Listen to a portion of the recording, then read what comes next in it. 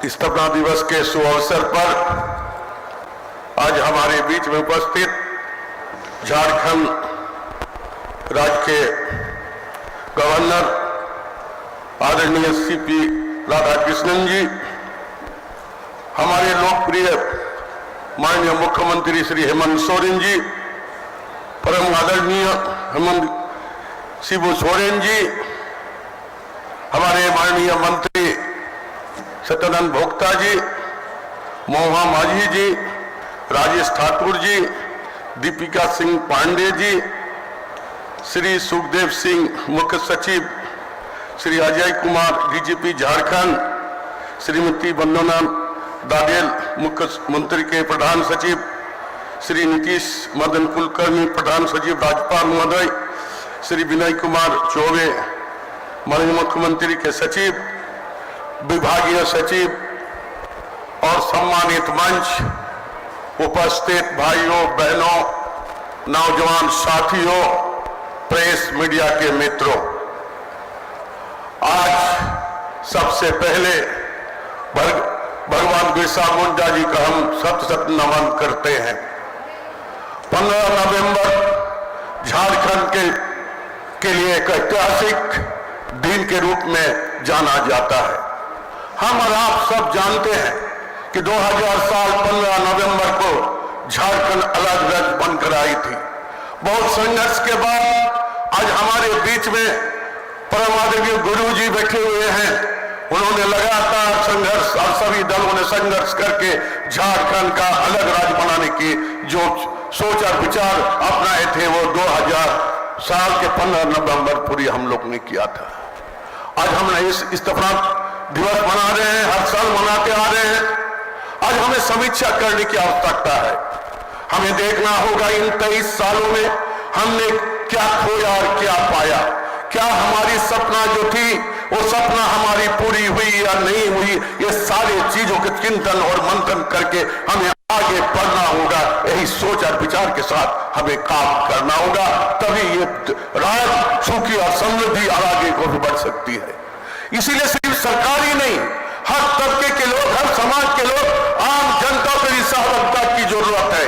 हम सब अगर मिलकर चलेंगे तो निश्चित तौर पर हमारे पूर्वजों ने, हम लोगों ने जो झारखंड के लिए जो सपना हम देखे थे वो सपना को निश्चित तौर पर हम साकार करेंगे। यही सोच और विचार के साथ आज 15 नवंबर जो हमारे स्थापना दिवस है उस पर हम 2-4 विचार को अब छोड़ना चाहते हैं।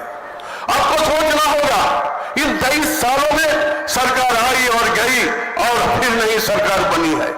आपको उसको खोजना होगा किन सरकारों ने आपके लिए, उन जनताओं के लिए काम किया है जिन जनताओं ने वोट देकर यहाँ की सरकार बनाने की काम करते हैं और वो सोचते हैं कि सरकार अपनी सरकार है, हमारे लिए दबे हुए कुचले के लिए, एसटी के लिए, एससी के लिए, सभी संकट बहुसंख्यक लोगों के लिए, सभी के लिए काम करेंगे। वही से सरकार हमें कब मिला था और खुद हमारे लिए काम किया है, इस बात में आपको भी सोचना होगा। मैं अपनी सरकार के बारे में 2-4 शब्द बोलकर अपने विचारों को समाप्त करना चाहते हैं। समय बहुत ज्यादा हो गया। मैं तो सोचे थे कि मैं लगातार कुछ देर तक हम बोलते रहे, लेकिन मैं समझता हूं कि बहुत देरों से आप लोग पर आए हैं, इसीलिए मैं संक्षेप में कुछ शब्दों में अपनी बातों को रखने की काम हम करेंगे। भाइयों, हम कहना चाहते हैं कि 2019 के अंत में हेमंत जी के नेतृत्व में गठबंधन की सरकार बनी। सरकार बनने के बाद आज लगातार 4 साल तक हम लोग काम किए। ये 4 सालों में अगर आप सही माने पर उसका अगर विश्लेषण कीजिएगा, अगर उसका पोस्टमार्टम कीजिएगा तो आपको देखने मिलेगा सिर्फ 2-2.5 साल सिर्फ हम लोग काम कर पाए। बाकी 1.5-2 साल जो है कोरोना महामारी में हम काम नहीं कर पाए। हमारे काम की शुरुआत जो हम लोगों ने किया था वो सोच और विचार के साथ किए थे। हम ग्रामीण विकास के मंत्री रहते हुए हमने हमेशा माननीय मुख्यमंत्री के मार्गदर्शन को लेते हुए, अपने सुझाव को देते हुए हमेशा हम तत्पर रहे और उन्होंने भी झारखंड राज्य के लिए, यहाँ की जनता के लिए, यहाँ के गांव के लोगों के लिए क्या क्या सुविधाएं दी जा सकती है, उस सुविधा के लिए उन्होंने हमेशा तत्पर रहे और सहयोग की दिशा में सरकार को आगे चलाने के काम करे, चाहे कोई भी विवाद हो। ये इनके लिए हम माननीय मुख्यमंत्री को धन्यवाद देना चाहते हैं कि उन्होंने झारखंड के लिए जो विजन लेकर चले हैं, वो विजन में झारखंड आगे की ओर बढ़ रहा है। मैं 2-4 मिसाल देना चाहते हैं। हम जानते हैं कि यहां पर झारखंड के रहने वाला 70 से 80% लोग कहां रहते हैं? गांव में बसते हैं। गांव के लोगों के अगर हम उत्थान करते हैं, गांव के लोगों के अगर हम विकास करते हैं, गांव के लोगों के चेहरा पर अगर हम मुस्कान लाते हैं, तो अव्वल तौर पर हम कह सकते हैं कि 100% झारखंड के लोगों के लिए हमने काम किया।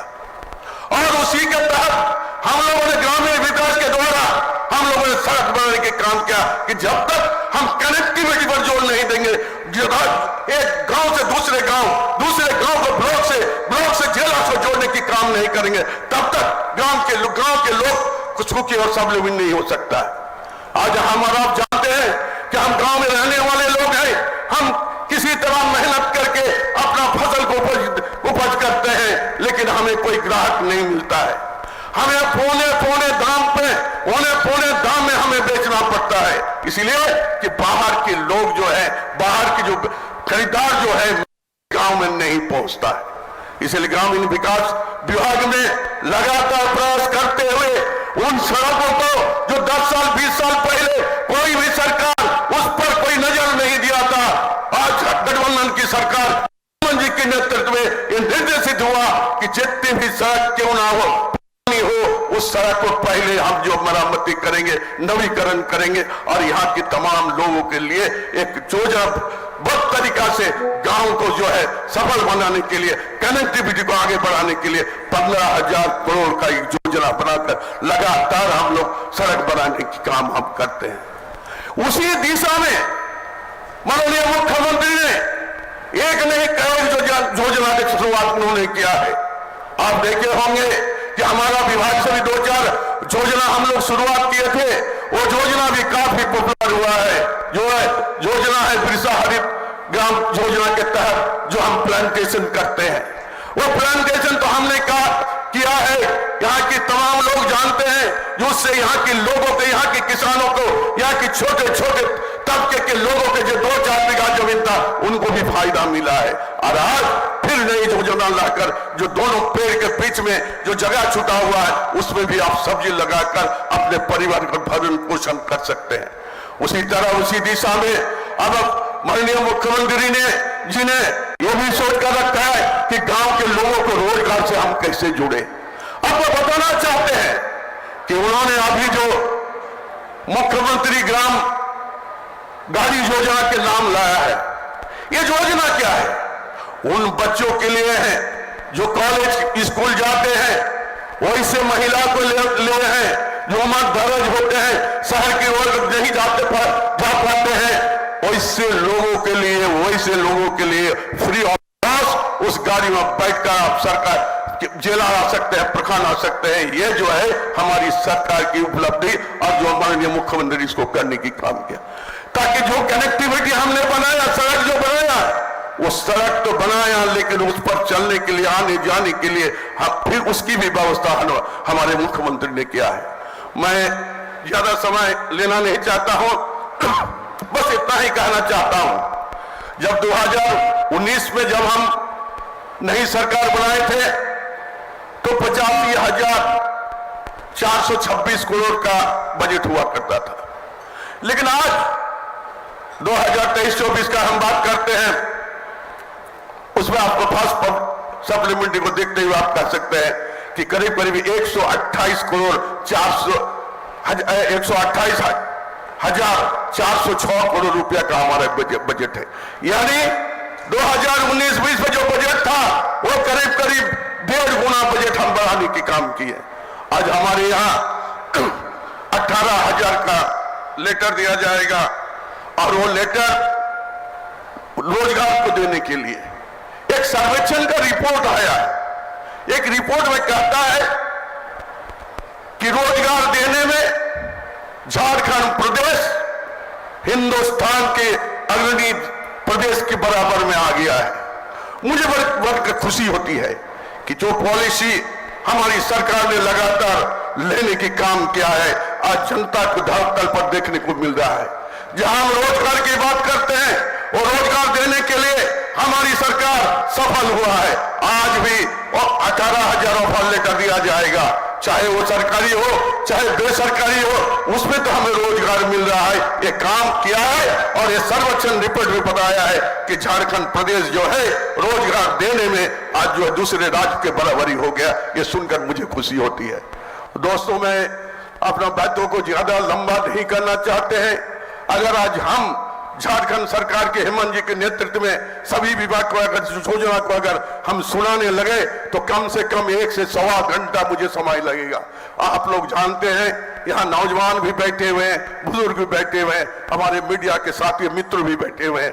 बस यही कहना चाहते हैं कि हमारी सरकार निरंतर अपना काम कर रही है और जनता की सहयोग और आपकी सहयोग जो पत्रकारिता करते हैं उनके सहयोग से हम मिलकर एक झारखंड, जो हमारी सोच हमारी विचार थी कि हर हाथ को काम मिले, हर खेत को पानी मिले, यही हमारा सोच पर और सोच जो है था, इसी सोच में हम 100% यहाँ के लोगों को लाभ देने सकते हैं। इसीलिए सबको सहयोग की जरूरत है। इन चंद शब्दों के साथ आज स्थापना दिवस में आप सबको पुनः धन्यवाद देते हैं, शुक्रिया अदा भी करते हैं कि आप तमाम लोगों ने जो हर्ष और उल्लास के साथ 15 नवंबर मनाते आ रहे हैं। आने वाले समय में भी इससे बेहतर आप लोग ऊर्जा के साथ मनाने का मौका मिलेगा। इन चंद शब्दों के साथ पुनः धन्यवाद, शुक्रिया। झारखंड, जय झारखंड।